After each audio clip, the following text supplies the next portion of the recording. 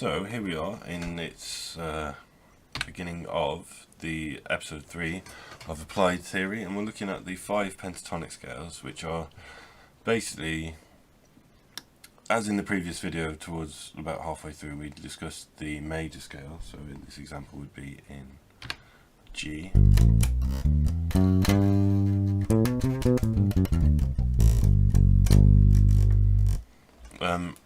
Essentially what we're doing is removing a few notes from the major scale.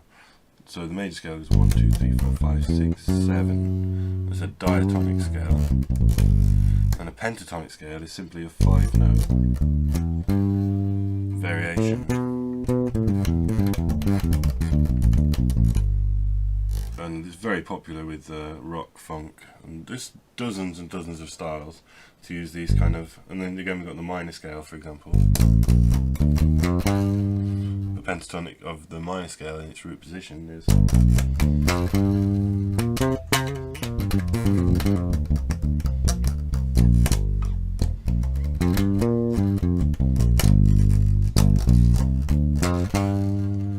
we're going to look through those today anyway. So we've got the first position. Well, you can start it, basically you can start from the major scale or start from the minor scale, major pentatonic or minor pentatonic. I'm going to start from the major pentatonic, and I'll kind of cover why that is the case. But the major pentatonic, as you can see written out here, so we got, there are roots which are both G, because we're in G here for the example. So there's your G, 3rd fret, 0, 1, 2, 3. Those are G's, and then you go up to A, B, D, E, G again, A, B. Let's see if you've got a nice clear shot of that so you can see it more comfortably. So G, A, B, D, E, A, B, A, B, sorry. A bit smoother. 1, 2. And that's kind of your shape there, so you can see that. So that's the first position pentatonic, or the major pentatonic. Second position, and play that also in G, and it's essentially shifting a couple of notes. But let's see, I'll play it first on camera and then so we've lined up a nice straight position.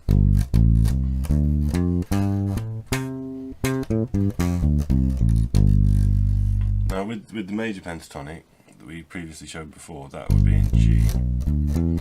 But you can stack these on top of each other, so this would actually be in A.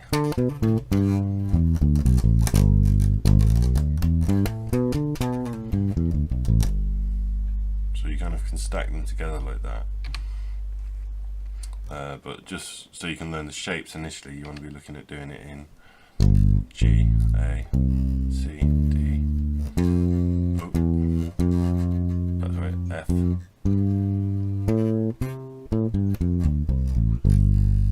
But you can actually play them all together in one sequence.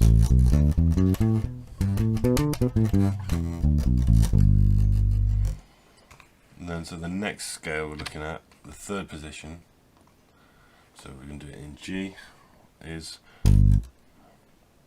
root, minor 3rd, 4th, minor 6th, 7th, flat 7th, octave.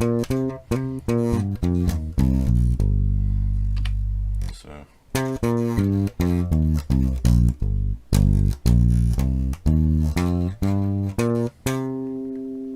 let's get used to that so it's not really guppy facing it. So as before, you've got major, so 1st position, 2nd position, and then you move up to B now for 3rd position.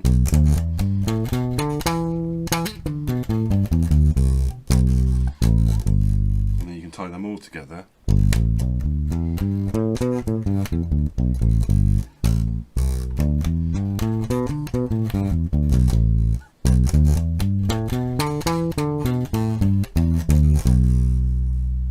There we go. So that's kind of the first 3 positions. The next position we're looking at, so in G it would be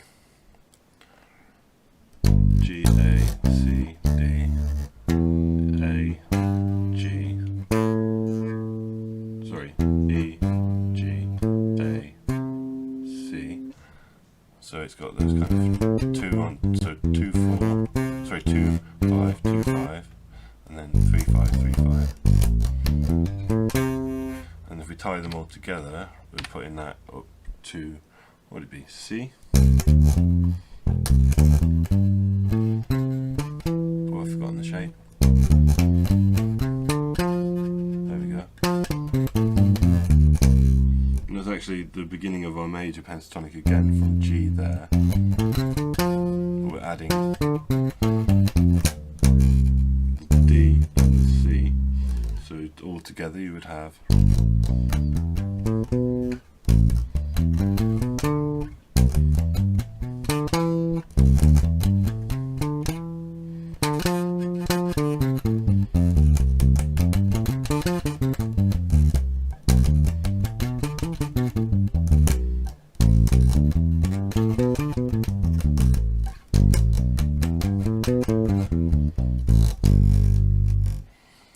and the last position would be our infamous minor pentatonic, which you can't see, there we go.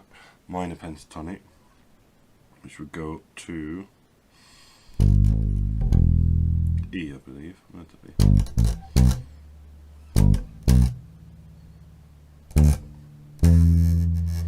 Which is an E.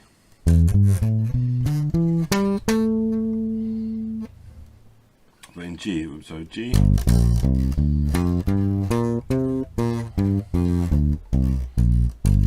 G, A sharp, C, D, F, G, and then B flat and C.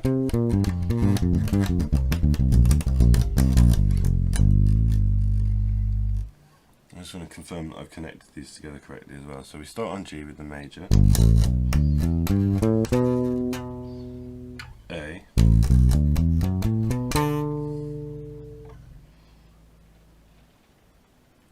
B, and I think the last note is actually D there for that. So I might have made a mistake there. And then E.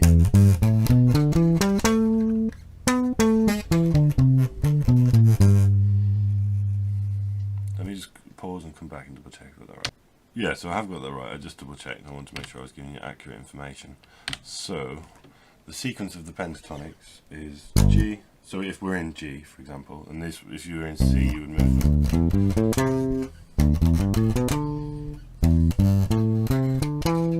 You would move up accordingly in the same increments across the neck, but starting from C. But with G, we're going to go with major,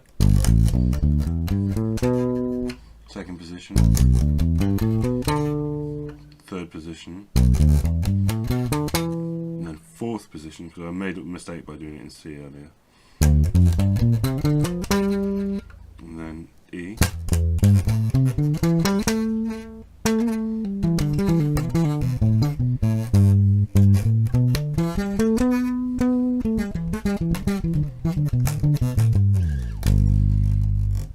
and the next phase I wanted to move on to, which is to kind of give a bit of context as to how to create pentatonics,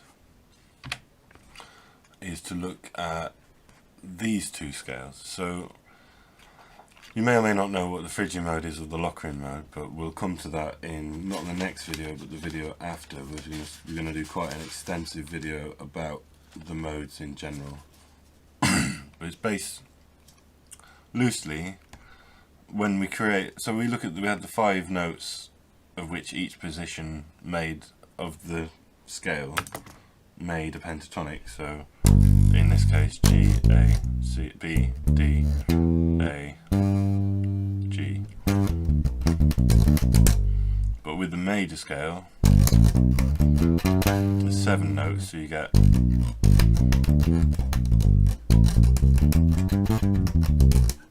so on and so forth. You've got 7 positions in the major scale, but we'll come back to that, not next video but the video after, and I've got another video about the modes that I may link as well.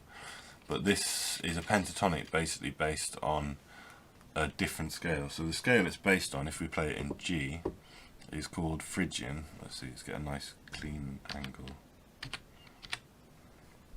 Phrygian is root flat second, flat third, fourth, fifth, flat sixth, flat seventh octave. So that's vaguely relevant, but what we're playing here is root, flat second, fourth, fifth, flat seventh octave. So if I do that with this up here, you got it's quite a cool sound, and I believe that's the first position. I'm not sure if the fifth position is actually also called Hirajoshi, but it's the fifth position of Hirajoshi, which we've got over here on the right, which is based on Locrian, which again in the modes video that will all be explained and it'll become quite apparent, but for now it's just an example of you can take more or less any scale, as far as I'm aware, any diatonic scale, and turn it into a pentatonic. So say you had something like Lydian, which is another scale. Well, yeah, the Hirajoshi is a great example actually, we'll stick with that. So we got the Phrygian scale, and we've taken out the third and the sixth there, and we've just got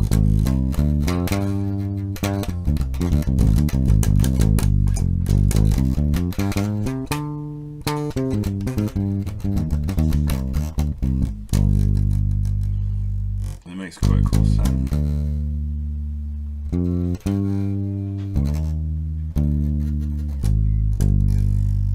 Oh, I'm missing a note. Fuck.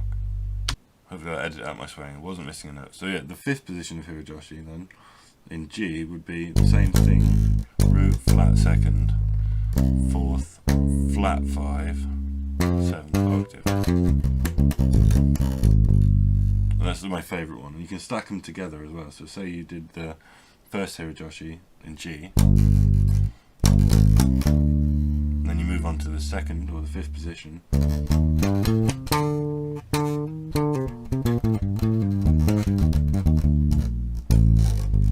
So what am I trying to do?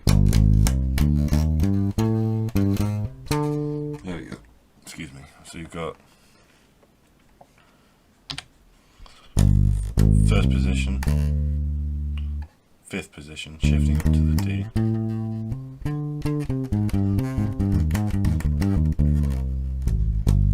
I didn't do that very well. Let's try that one more time. Root, flat second, fourth, fifth, and then you start the fifth mode. So you can jump that up to here, for example, or you can start it on the A string. And the combination of those two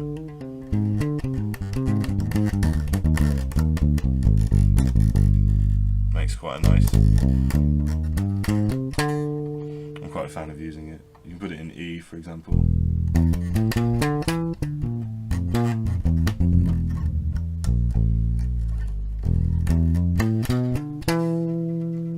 So this is kind of an example that you can make any diatonic scale into a pentatonic, and I think you can be selective, as far as I gather anyway, you can be selective about which notes you actually choose to omit, so you can play around with that quite a bit. I'm not going to include the other positions of Hirajoshi, but you can work them out if it's of interest to you. The next scale I wanted to cover, just before I move on, is the blues scale. So if you take all the way back, where is it? Fifth position, minor pentatonic. So in G we've got root, flat third, fourth, fifth, flat seventh octave.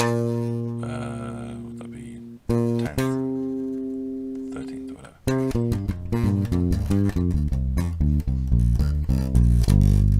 If you add in this tritone, which we learned about tritones in the previous lesson, you add it at the top there as well. And as you can see here, I've included in the blues scale the note in blue. That is your blue note. Now it's usually used as a passing tone, but it is pretty.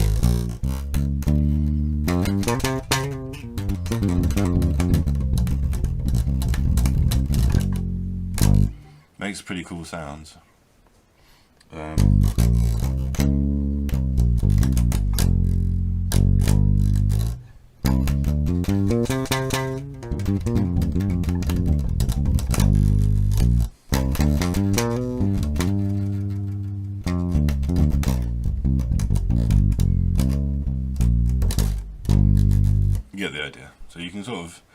play around with the blues scale, but that's just one more scale. But this is a pentatonic, but with an additional note.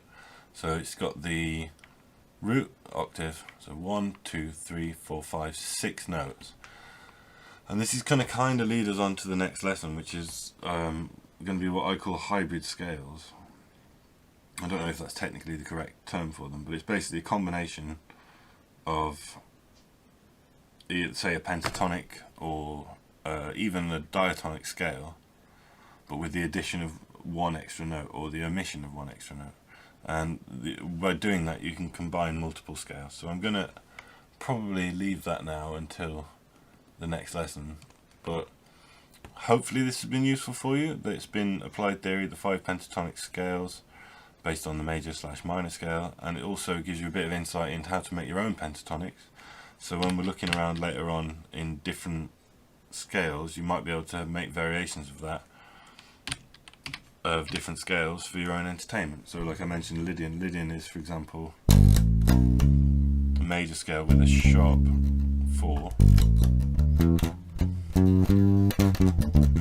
Oh, let's get that lined up straight.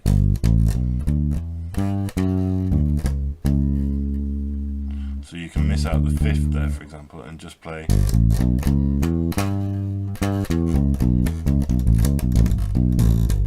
And it makes some pretty funky, kind of like weird. That one is, for example, the whole tone scale. Weird scale, but you can make